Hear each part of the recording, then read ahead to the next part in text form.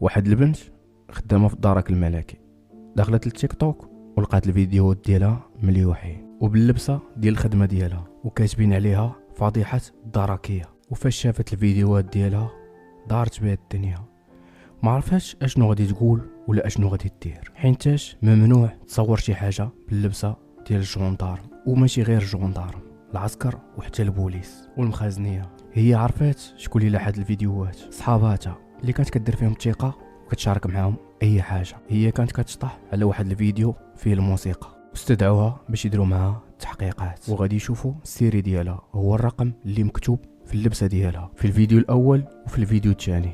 الفيديو الاول مصوراه في الدار، والفيديو الثاني مصوراه في الخدمه، وراها الطوموبيل ديال الدرك الملكي كيف ما كتشوفوا معنا. الفيديو الاول هي وصاحبتها في الدار وبالتري ديال الخدمه، والفيديو الثاني في الخدمه وراها الطوموبيل ديال الدرك الملكي.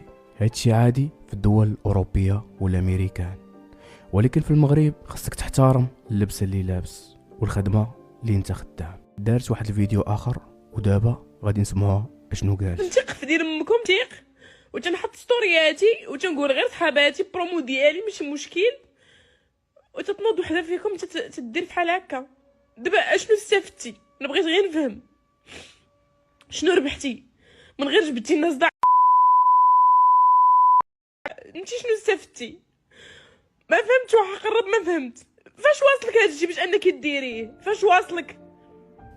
صعيب تكون كتثق في شي واحد ويغادرك. هاد الفيديو هذا خصك تاخدو مني عبره، مبقايتيش تثق بزاف وماشي اي حاجه تشاركها. وهنا كيسالي الفيديو وغادي نقول لكم بسلامه. الا كان كيعجبك المحتوى اللي كندير دعمني باش تكبر العائله، ما تنساش جيم وبارطاج وشكرا.